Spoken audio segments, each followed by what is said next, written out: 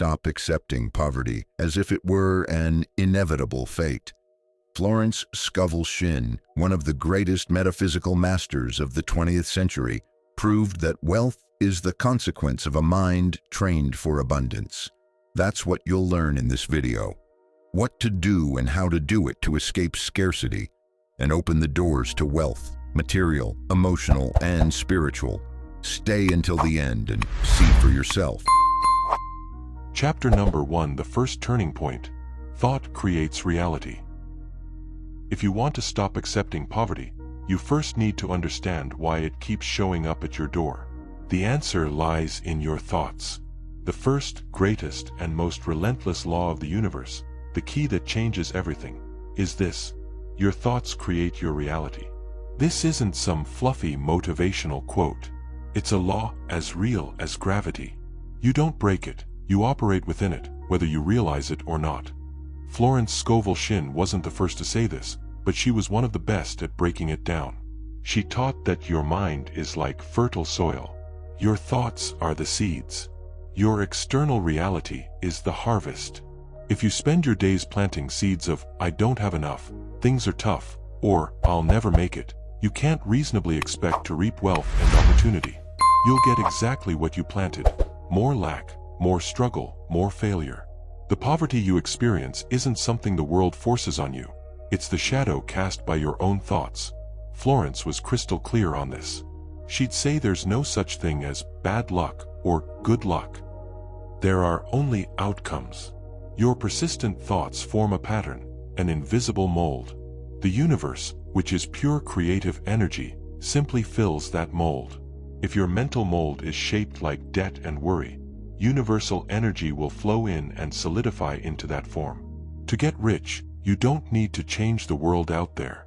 You need to first break the mold of poverty in your mind and build a new one. The Bible, the greatest metaphysical guidebook ever written, echoes this truth from start to finish.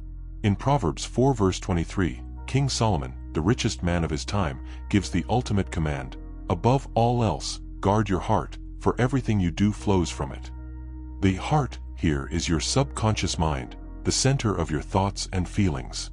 The springs of life, your health, relationships, bank account, flow directly from what you hold there. Are you holding the thoughts of an heir or a beggar? If this core truth resonates with you, drop a like to anchor this first key. Think about the creation story in Genesis. It starts with the word, which is thought expressed. Let there be light. And there was light. God didn't try to create light. He didn't hope it would show up. He declared it with a clear thought. You're created in the image and likeness of that creative power. Your thoughts are decrees. When you say, "I'm always broke," the universe responds, "Yes, Master. Your wish is my command." Florence Scovel Shinn challenges us to stop being victims of our thoughts and become their masters. This takes vigilance. Start watching yourself. What kind of mental movie do you play all day? Is it a drama of struggle and survival, or an adventure of success and growth? Most people live in a mass hypnosis of scarcity, repeating the thoughts of lack they hear on the news or in conversations. To get rich, you have to dare to think differently from the crowd. Take the story of Caleb, one of the 12 spies. Faced with the same reality as the others, giants in the land, his thoughts were different. While the other 10 thought, "We're like grasshoppers," Caleb thought, "We will surely overcome." His thought created a different reality, one where he, not the others, entered the promised land. The external reality was the same for everyone. Their internal thoughts shaped their destinies. Here's your first task, your first act of rebellion against poverty. What's the most persistent thought of lack you have? The one that plays like a broken record in your mind: "I'm not good enough, money is hard," etc. Identify it now. In the comments, declare out loud the new thought, the new seed you'll plant instead. For example, instead of "it's hard," I plant "everything flows to me with ease." This is the foundation. Without turning this key, all other efforts are pointless. You can't build a skyscraper of wealth on a foundation of poverty thoughts. Starting today, you're the gatekeeper of your mind. Nothing gets in without your permission. If you're ready to own this power and learn the next steps, subscribe to the channel. The revolution is just beginning. Chapter number 2: The Word That Enriches, Conscious Decrees and Affirmations. In the last chapter, you turned the most important key. You understood that your thoughts create your reality. But a thought kept silent is like a king without a herald. For the whole kingdom to hear your orders, it needs a voice. Your spoken word is the herald of your thought. Welcome to the power of the word that enriches. This is where we stop just thinking and start decreeing. Florence Scovel Shinn was adamant about this. She said the spoken word carries a vibration that sets the universe in motion. It's the step that takes the blueprint from your mind and hands it to the construction site of life. An affirmation or decree isn't a hopeful plea. It's a declaration of a fact that already exists in the spiritual realm, which you're now commanding to manifest in the physical world. You're not trying to convince the universe, you're reminding yourself and the universe of an already established truth. Many people say, "Oh, I tried affirmations, they don't work." Florence would explain why. First, they affirm for 5 minutes and spend the other 23 hours and 55 minutes of the day talking and thinking the opposite. As we saw in the previous video, your casual words of defeat cancel out your decrees of power. Second, they don't put feeling or conviction into their words. Saying, "I am rich," while feeling "this is a lie," is like pressing the gas and the brake at the same time. The car goes nowhere. The word that enriches must be spoken with authority. It's the authority of an heir, not the arrogance of an ego. It's the calm certainty of someone who knows their word has power. The Bible, from beginning to end, testifies to this power. In Job 22 verse 28, we find one of the clearest promises. "You will declare a thing, and it will be established for you, so light will shine on your ways." Notice the language. You will declare. It's a command, not "you will ask" or "you will wish." It's an act of royal power. Your word is the decree that establishes your new financial reality. Think of the prophet Elijah's story. In 1 Kings 17, he walks up to King Ahab and makes a bold decree. "As the Lord, the God of Israel, lives, whom I serve, there will be neither dew nor rain in the next few years except at my word." He didn't say, "according to God's will," or "if God wants." He said, "except at my word." He was so aligned with divine will that his word and God's became one. That's the level of authority you're invited to step into. If you're ready to stop whispering wishes and start decreeing your abundance, drop a like to give voice to that decision. So, how do you create decrees and affirmations that work? Florence Scovel Shinn gives us some golden rules, always in the present tense. Never say, "I will be rich." The subconscious only understands now. Say, "I am rich." Wealth is a state of being now. Use emotionally charged words.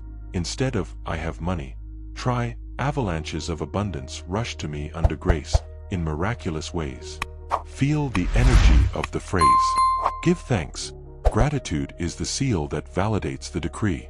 It assumes the request is already fulfilled. I give thanks for my unshakable, overflowing wealth manifesting now. Consider Nebuchadnezzar, a pagan king. Even he understood the power of the decree. In Daniel 3, after Shadrach, Meshach, and Abednego walked out of the fiery furnace unharmed, the king issued a decree.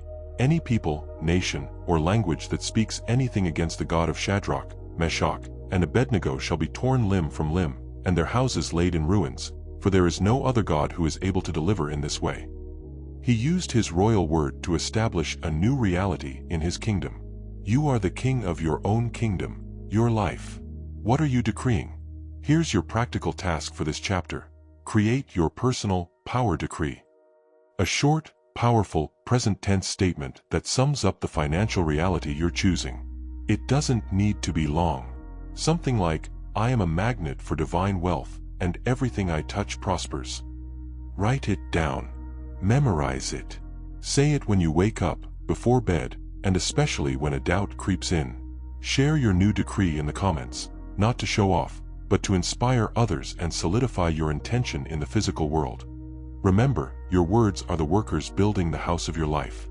Make sure they're working from the blueprint of the palace you want, not the shack you've settled for. If you're ready to keep learning how to wield the tools of divine power, subscribe to the channel. In the next chapter, we'll talk about what happens when your faith meets reality. Chapter number 3: Active Faith. How to trust before seeing the result. You've turned the key of thought. You've harnessed the power of your spoken word to decree your abundance. You've planted the seed. Now what? Now comes the real test, what Florence Scovel Shinn called the bridge of faith. It's the waiting period, the time between your amen and your here it is. This is where anxiety creeps in, doubt whispers, and most people make the fatal mistake. They dig up the seed to check if it's working. Welcome to the power of active faith, the art of trusting before you see the result. Florence taught that faith isn't passive. It's not sitting back with your fingers crossed. Active faith is trust in motion. It's acting, speaking, and thinking as if your desire is already a done deal, even when your 5 senses scream otherwise. It's paying the electric bill with gratitude, even if it's your last dollar, trusting that the supply is infinite. It's dressing for success, even if your current job is mediocre. It's making room for the good you've decreed. A lot of people confuse faith with hope. Hope lives in the future. I hope I'll be rich someday. Faith lives in the now. I am rich, prosperous, and abundant now, and I give thanks for it. Active faith refuses to be shaken by apparent delays or contradictory circumstances. Florence would say, no one can defeat you but yourself. Your impatience and need for proof are the only things that can sabotage your manifestation. The Bible nails it in Hebrews 11 verse 1. Now faith is the substance of things hoped for, the evidence of things not seen. Faith is the evidence. You don't need anything else. If you have faith, you already have proof that the invisible is real. If you're ready to stop looking for external proof and start being the internal proof, drop a like to lock in that decision. Think about the story of Jericho's walls, Joshua 6. God's instruction to Joshua was, humanly speaking, absurd. March silently around a fortified city for 6 days, then shout on the 7th. No military logic there. Imagine the pressure on Joshua. Imagine the soldiers thinking, this is ridiculous. But they acted with active faith. They marched as if victory was already guaranteed. They trusted the invisible process. The walls didn't fall on the first day, or the second. They fell only after persistent obedience and unshakable trust were demonstrated to the end. Your wall of debt or lack won't fall with your first affirmation. It'll fall when you show your faith through persistent trust. Florence Scovel Shinn tells the story of a woman who needed a large sum of money. She made her decree and, instead of worrying, she took action. She bought a new wallet, an act of active faith, preparing for the money that was on its way. She refused to doubt. When people asked, she just smiled and said, I am divinely supplied. She was living on the bridge of faith. And, in a completely unexpected way, the money showed up. How do you practice active faith? Refuse to waver. When doubt comes, and it will, don't fight it. Just say, I'm not moved by appearances. My faith is rooted in the invisible truth. Act as if, what's one small action you can take that shows your trust? Maybe it's clearing your desk for new projects or researching the car you're going to buy. Act. Find your anchor sign. Florence suggests that when you ask for something, also ask for a clear sign that your manifestation is coming. It could be seeing a repeated number, finding a feather, anything. When you see your sign, use it to strengthen your faith and silence doubt. Here's a question to spark your faith. What's one small action you can take today to act as if your biggest financial desire is already real? It's not about spending money, it's about showing trust. Share your active faith action in the comments to inspire us all. Remember, the farmer doesn't dig up the seed. He trusts the invisible process happening underground. Your job is to plant, water with gratitude, and act with the certainty of the harvest. The growth is the divine's work. Trust the process. If you want to keep strengthening your faith muscle, subscribe to the channel. In the next chapter, we'll dive into the tool that holds it all together: gratitude. Chapter number 4, Law of Return. Sowing abundance in every action. You're crossing the bridge of faith, trusting before you see. But how do you speed up your journey? How do you ensure that what's waiting for you on the other side isn't just good, but spectacular? The answer lies in a law that operates 24/7, no exceptions, the law of return. Simply put, whatever you send out to the universe comes back to you. To get rich, you need to stop sowing poverty and start sowing abundance in every action. Florence Scovel Shinn was a master at applying this law practically. She didn't see it as some mystical concept, but as an exact science. She taught that every thought, every word, and most importantly, every action is a seed you plant in the field of your life. The universal law of the harvest is clear. You reap what you sow, but always in a much greater measure. One corn seed doesn't come back as a single kernel. It returns as an ear with hundreds of kernels. That's why your small actions have such disproportionate power. What does it mean to sow abundance? It means operating from a consciousness of wealth, even before you have it physically. When tipping, do you tip with joy and generosity, blessing the person receiving it, or with a sense of loss, thinking, "There goes my money"? The first plants abundance. The second plants scarcity. When paying bills, do you pay with resentment, cursing the companies, or with gratitude, thanking them for the service and blessing the money that flows? The first is a seed of debt. The second, a seed of flow. In your work, do you do just the bare minimum for your paycheck, or do you give your best, delivering more value than you're paid for, knowing your true source of payment is God? Florence would say that giving is the secret to receiving. But giving has to be done right. Giving with fear or expecting an immediate return isn't sowing, it's bargaining. True sowing is an act of faith, an act of letting go, trusting that the law of the harvest is infallible. If you're ready to become a conscious sower of abundance, drop a like to spread that seed. The Bible is the ultimate textbook on the law of return. Galatians 6 verse 7 lays it out plainly. Do not be deceived, God is not mocked, for whatever one sows, that will he also reap. In 2 Corinthians 9 verse 6, the instruction gets even clearer. Whoever sows sparingly will also reap sparingly, and whoever sows bountifully will also reap bountifully. Your financial harvest is a direct reflection of your sowing. Think about the story of the poor widow in the temple, Mark 12. Jesus watches the rich toss large sums into the treasury. Then a poor widow drops in 2 small coins. Jesus declares she gave more than all the others. Why? Because the rich gave from their surplus. They didn't sow with faith, but from excess. She gave everything she had. It was an act of total trust in the law of return. She sowed 100% of her faith, and the universal law guarantees her harvest will be exponentially greater. Florence loved this story because it proves it's not the amount that matters, but the consciousness behind the action. How do you start sowing abundance today?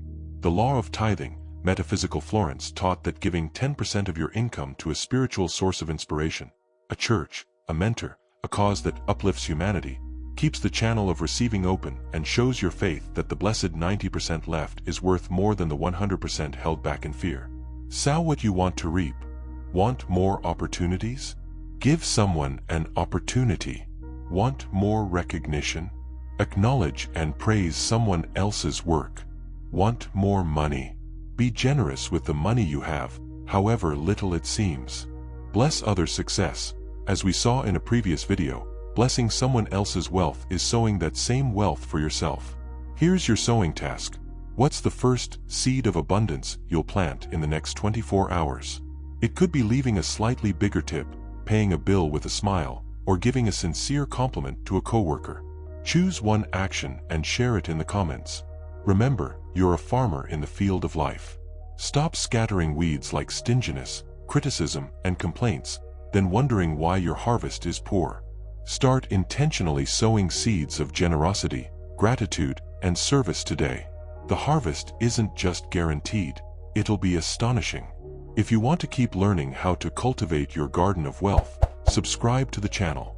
In the next chapter, we'll tackle how to deal with the pests that might try to attack your crop. Chapter number 5: Break the Cycle. Replacing Inherited Scarcity Beliefs.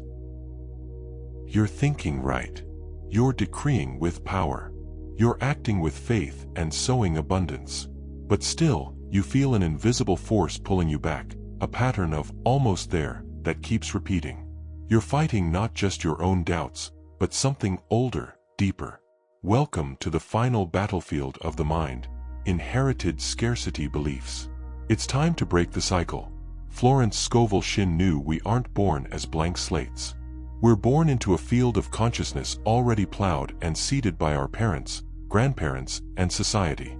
Phrases like, "we're simple folks, we don't have big ambitions," "money is the root of all evil," or "you have to work hard and suffer to get anywhere," aren't just words. They're software programs installed in your subconscious before you were old enough to question them. You didn't choose this programming, but today you can choose to uninstall it. These inherited beliefs are what Florence called the alien army of the mind. They're thoughts that aren't originally yours but ones you've adopted as if they were. They operate like a vicious cycle. You believe in lack because that's what you saw and heard. By believing in lack, you create it in your life. By creating it, you see it as proof that the original belief was right, reinforcing it and ensuring it passes to the next generation. Breaking this cycle isn't just about personal wealth, it's an act of generational healing. The Bible talks about these patterns in terms of generational curses and blessings. In Exodus 20 verse 5, there's a sobering verse saying the sins of the parents are visited on the children to the third and fourth generations. But the promise of freedom is even stronger. In Ezekiel 18, God changes the game. The soul who sins shall die. The son shall not suffer for the iniquity of the father. And most crucially, behold, all souls are mine. This is a declaration of spiritual independence. You don't belong to your family's cycle of debt. You don't belong to your past failures. You belong to God, the source of all abundance. If you're ready to claim your independence and break this cycle, drop a like as your signature on your freedom declaration.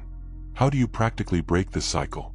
Florence Scovel Shinn gives us an absolute power tool, the decree of denial and affirmation. Denial. First, you deny the authority of the old belief. Face it head-on. For example, the belief that, in my family, no one's ever been rich. You deny it with power, saying, "This is not my truth. I deny the power of this belief over me. It's a lie of the carnal mind and has no place in my divine consciousness." Affirmation. Right after denying the lie, you affirm the truth. My truth is that I am a child of the King, heir to a kingdom of infinite abundance. I am the first millionaire in my lineage, a channel of blessings for my generation and those to come. The cycle of poverty ends here and now with me. Think of Ruth's story. She was born in Moab, a cursed nation and enemy of Israel. Her inheritance was exclusion and lack. After her husband's death, logic and tradition said she should return to her people, to her family's cycle. But she made a cycle-breaking decision. She told her mother-in-law, Naomi, "Your people shall be my people, and your God my God." In that moment, she denied her old identity and affirmed a new one. She grafted herself into the lineage of blessing, which led her to marry Boaz, a wealthy man, and become the great-grandmother of King David, entering the lineage of the Messiah himself. It was an act of cycle-breaking power beyond measure. Now, your healing task. What's the strongest belief about money or success you inherited from your family or upbringing? That phrase that echoes in your head. Identify it. If you feel comfortable, share your decree of denial and affirmation in the comments. For example, I deny that money is dirty.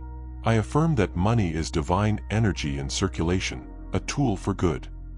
Breaking the cycle is your duty and your right. You're not betraying your family, you're healing it. You're becoming living proof that a new path is possible. If you want to keep clearing the ground of your mind for an unprecedented harvest of wealth, subscribe to the channel. Freedom is waiting for you. Chapter number 6: Millionaire Vision. Imagination as a divine tool. You've broken free from the past. You've cleared the ground.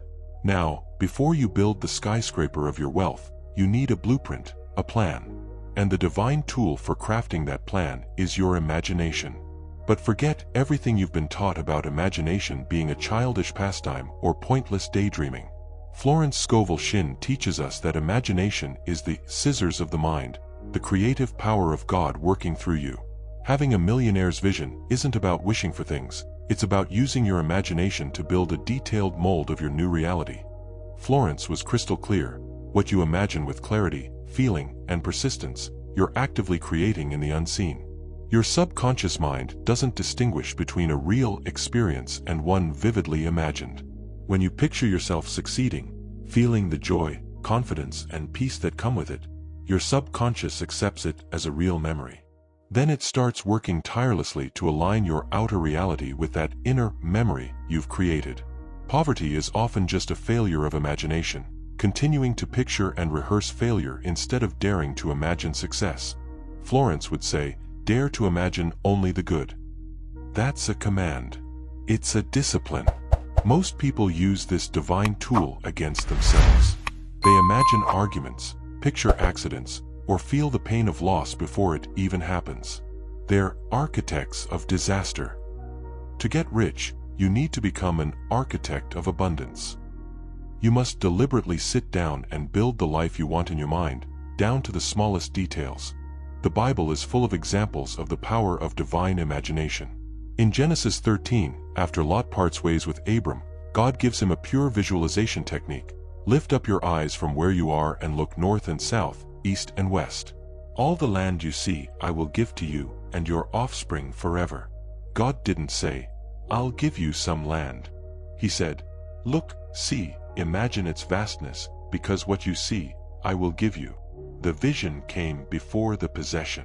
If you're ready to lift your eyes from your current situation and start seeing your promised land, drop a like to sharpen your focus. How to use your imagination like a millionaire. Be specific. Don't just imagine being rich. Picture yourself signing the contract for your dream house. Feel the key in your hand. Visualize logging into your bank account and seeing the balance you want, feeling the peace and gratitude it brings. Engage all your senses. What do you see? What do you hear? Praise, the sound of success. What do you smell? The scent of a new car. What do you feel? The fabric of new clothes, the hug of celebration. The more real it feels in your mind, the faster it becomes real in your world. Feel the end result. This is the key. Imagine the scene after your desire has come true. Feel the relief, the joy, the "I did it." That feeling is what magnetizes the manifestation. Think about the story of Jacob in Genesis 30. To increase his share of the flock, he placed peeled branches in front of the sheep when they drank and mated. He was using a visual cue to imprint an image in the sheep's minds, and the result was more spotted and speckled offspring, which, by agreement, belonged to him. He used a primitive form of visualization to shape reality and build his massive wealth. He was a master of applied imagination. Now, your job as an architect. What's the first scene of your millionaire life you'll start building in your imagination today? It doesn't have to be huge. It could be the moment you pay off all your debts with one click and feel the freedom that follows. Describe that scene to yourself. In the comments, share just the feeling that scene brings you. Is it peace? Freedom? Joy? Power? As Florence Scovel Shinn said, you can't reach a land you've never seen in your imagination. Your inner vision is your map and your magnet. Stop using this divine tool to build shacks of worry and start drawing the blueprint for your palace today. If you want to keep sharpening your mastermind tools, subscribe to the channel.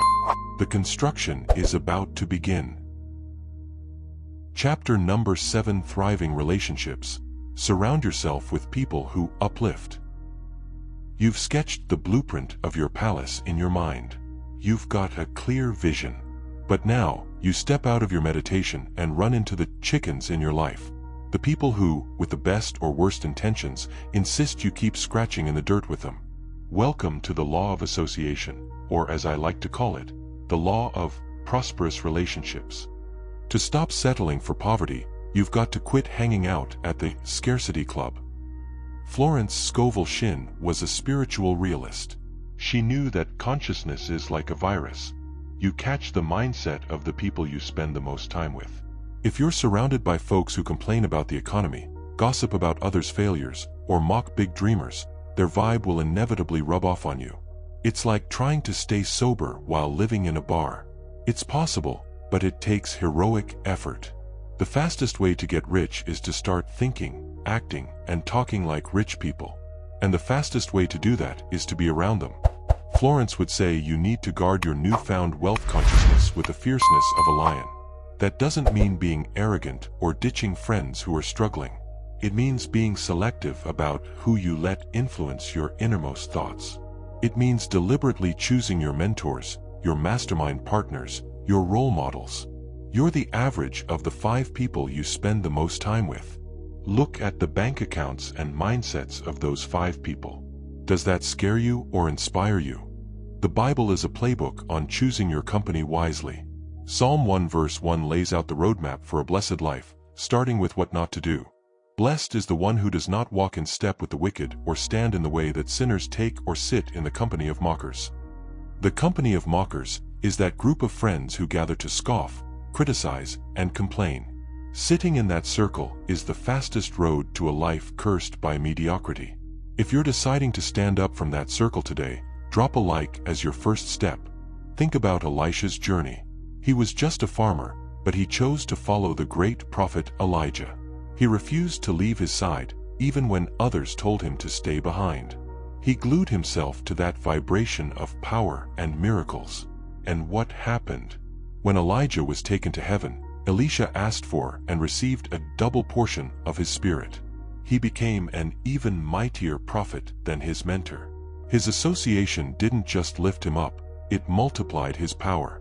Who's the Elijah you should be following? How to build prosperous relationships. Conscious distance. Identify the energy vampires in your life. You don't need to confront them. Just lovingly start spending less time with them. Cut back on phone calls, shorten negative conversations.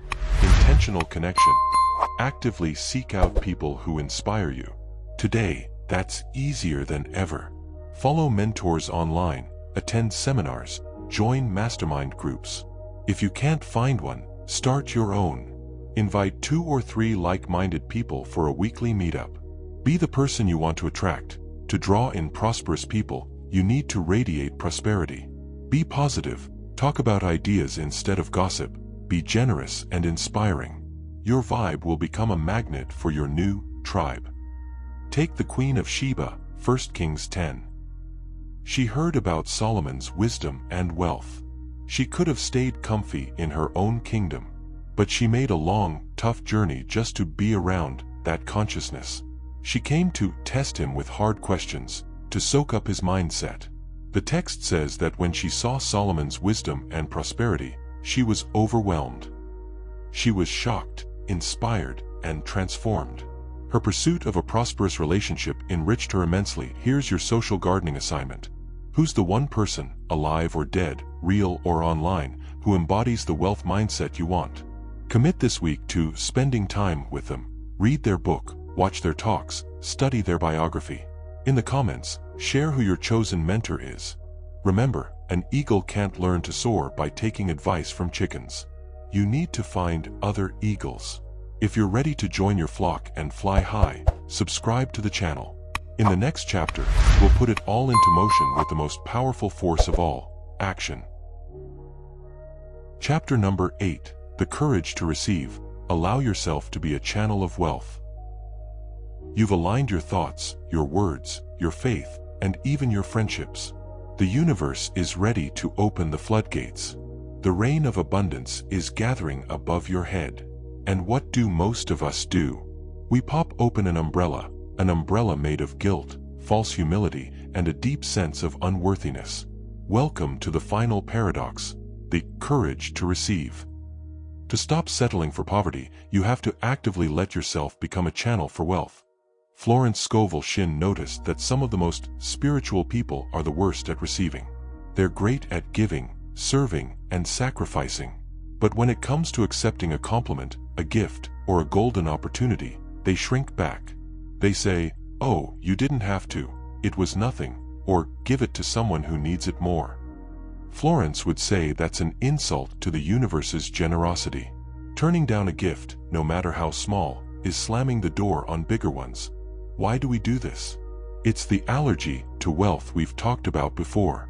It's that subconscious programming whispering, receiving is selfish, if I have, someone else goes without, or I'm not good enough to deserve this. Having the courage to receive means looking at those beliefs and saying, you don't serve me anymore. It's realizing you're not the final destination for wealth, you're a conduit. Money and abundance don't come to you, they flow through you. The more you allow yourself to receive, the more you have to share, bless, create, and give.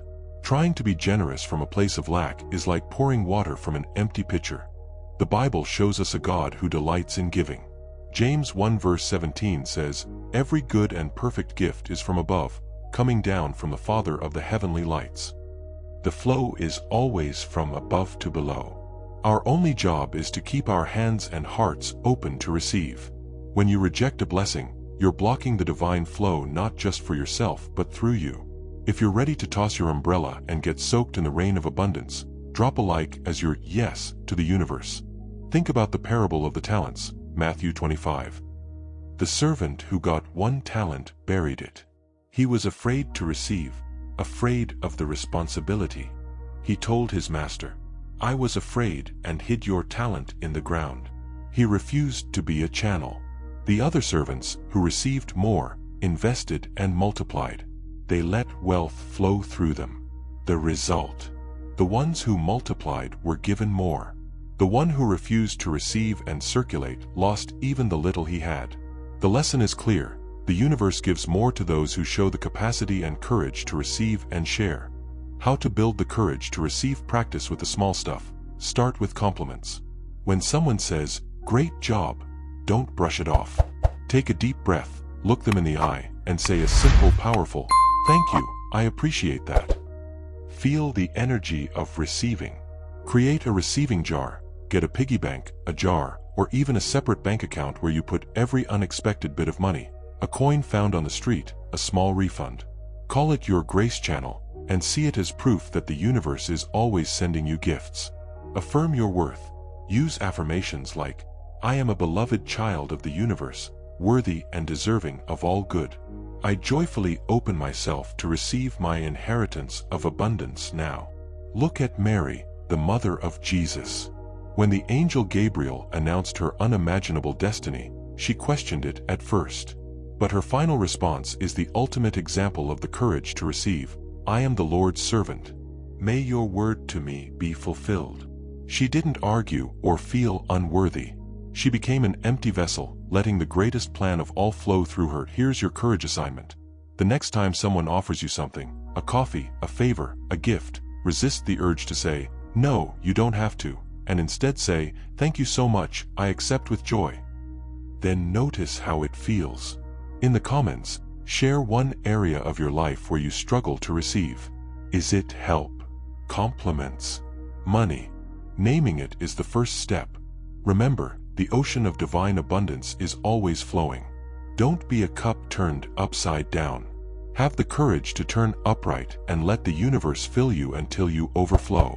If you want to learn the final piece of the puzzle to keep this flow steady, subscribe to the channel.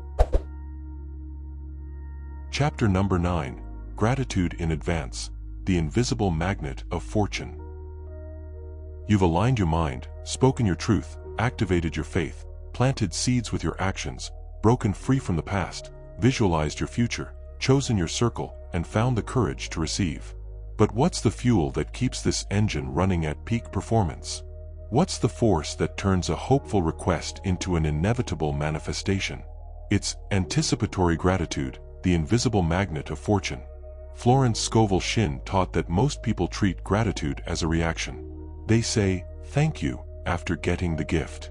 But a master of manifestation knows gratitude isn't a reaction, it's a cause. Anticipatory gratitude is the act of feeling and expressing deep, genuine thankfulness for your wealth, your health, your success before they're visible to your physical eyes. Why? Because by doing so, you're sending the clearest possible vibrational signal to the universe that your desire is already a done deal in your reality. Florence would say faith declares, "I know I'll receive," but gratitude says, "I've already received." It's the frequency of a wish fulfilled. It's your final amen. When you live in a state of anticipatory gratitude, worry can't find a foothold. Doubt dissolves. Impatience vanishes. You're no longer waiting for your blessing. You're living in it now, in your consciousness. And since the inner always shapes the outer, the universe has no choice but to rearrange itself to mirror your conviction. The Bible showcases this principle vividly in the feeding of the 5,000, John 6.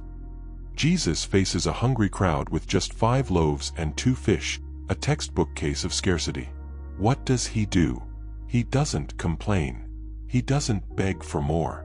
The text says, Jesus took the loaves, gave thanks, and distributed them to the disciples. He gave thanks for the little he had, as if it were already a feast. He didn't wait for the multiplication to be grateful. Gratitude was the trigger for the multiplication. If you want to unleash the multiplying power of gratitude in your life, drop a like to seal that intention. How to practice anticipatory gratitude. Future gratitude journal. Instead of writing about what you're grateful for today, write as if you're in the future, say, 6 months from now, and describe with gratitude everything that happened. I'm so thankful now that my business hit X in revenue. I'm deeply grateful for paying off all my debts and the peace it's brought me. Thank you as a mantra. Make thank you your default response to everything. Get a bill? Thank you for the flow of abundance. Face a challenge? Thank you for the lesson and the chance to grow. Thank the problem as if it's the solution in disguise. Thank the signs. As we discussed in the faith chapter, when you get a sign that your manifestation is on its way, don't just say, cool. Stop and feel a wave of deep gratitude, saying, thank you, God/universe, for showing me my good is already coming. Think about the story of the 10 lepers, Luke 17. Jesus heals them, and all 10 are cleansed. But only one, a Samaritan, comes back to give thanks. What does Jesus say to him? Rise and go. Your faith has made you well. Wait, weren't all 10 healed? Yes, but the Greek word for made well also means made whole, complete. The other 9 got physical healing. The one who returned with gratitude got complete restoration. Gratitude completed the miracle. Now, your magnetic assignment. Don't think about what you want. Think about something you already have that you maybe haven't thanked for today. The air you breathe, the bed you sleep in, the tech that lets you watch this video. Feel a genuine wave of gratitude for it. Now, take that same emotion and project it onto an unfulfilled desire, thanking for it as if it's already yours. Can you feel the shift in power? In the comments, share one thing you're anticipatorily grateful for today. For example, I'm deeply thankful for the financial peace that's already my reality. Remember, asking sends the signal that you lack. Thanking sends the signal that you have. One attracts scarcity, the other attracts more of the same. Anticipatory gratitude is your magnet. Use it relentlessly. If you're ready to master the art of attraction through gratitude, subscribe to the channel. In our final chapter, we'll tie it all together and discover how to live permanently in this state of grace. Chapter number 10, Expanding Life. How to keep the wealth flowing. You've flipped the switch on your thinking, spoken with authority, crossed the bridge of faith, sown with generosity, broken free from inherited cycles, visualized with clarity, surrounded yourself with prosperity, found the courage to receive, and magnetized it all with gratitude. You've stopped settling for poverty. You've stepped into a wealth consciousness. Now what? The goal was never just to get rich. The goal is to live a life of expansion. It's about learning to keep the flow of wealth permanent, so you never have to worry about lack again. Florence Scovel Shinn taught that the universe doesn't do stagnation. Everything is always in a state of flow, expansion, and vibration. Wealth is no different. It's like a river, not a swamp. If you try to hoard money out of fear of losing it, it stagnates, rots, and eventually dries up. The key to keeping the flow permanent is to become a perfect channel, where inflow and outflow move in a steady, divine rhythm. Living in expansion means understanding that the wealth you've manifested isn't the finish line. It's just the new starting point. It's the platform for building even bigger dreams, not just for yourself, but for the world. Florence would say, what a person can imagine, they can achieve. Now that your imagination is freed from the chains of poverty, what else can you imagine? A business that employs hundreds? A foundation that changes thousands of lives? A work of art that inspires generations? Permanent wealth doesn't come from hoarding, it comes from constant circulation and creation. The Bible gives us the perfect metaphor in the parable of the talents, which we've mentioned before. The master didn't tell the servants, "Here's the money, keep it safe." He expected them to put it to work, to expand, to circulate. The one who buried his talent wasn't condemned for losing the money, but for stagnating it. The divine law is the law of use and expansion. What isn't used and expanded atrophies. If you want your life to be a testament to continuous expansion, drop a final like to seal this commitment. How to keep the flow permanent? Keep sowing. The law of return never takes a day off. Keep practicing metaphysical tithing. Stay generous with your time, money, and knowledge. Constant outflow ensures constant inflow. Raise your goals. As soon as you hit a goal, celebrate with gratitude and immediately set the next one. Slightly bigger, slightly bolder. Keep the universe working for you and through you. Challenge yourself. Invest in yourself. Use your newfound abundance to expand your consciousness. Take courses, travel, hire mentors. The more you expand your mind, the more you expand your capacity to receive and create. You are your most valuable asset. Find joy in the flow. Stop obsessing over numbers. Find joy in the act of creating, serving, and circulating abundance. Joy is the vibration that keeps the channel clear. Think about God's promise to Abraham. I will make you into a great nation, and I will bless you. I will make your name great, and you will be a blessing. That's the complete formula for a life of expansion. First, God promises personal abundance. I will bless you. But the ultimate purpose wasn't just for Abraham. It was for him to become a blessing to all the families of the earth. You are blessed to be a blessing. That's the secret to permanent wealth. Here's your final reflection, your first step into your new life of expansion. Now that you no longer need to worry about survival, what's the first, bigger dream? Something beyond yourself that you're allowing yourself to imagine? It doesn't have to be huge. It could be helping a family member, supporting a local cause, or starting a small creative project. Share the essence of that dream in the comments. Remember, stopping the acceptance of poverty was just the beginning. The real game, the game of life that Florence Scovel Shinn taught us to play, is a game of infinite expansion, growing joy, and ever greater service. You're no longer in the survival game. You're in the creation game. Go out and create marvelous worlds. Thank you for joining us on this transformative journey. If this video has been a blessing to you, subscribe to the channel and share it, so together we can become an even greater blessing to the world. Until the next video.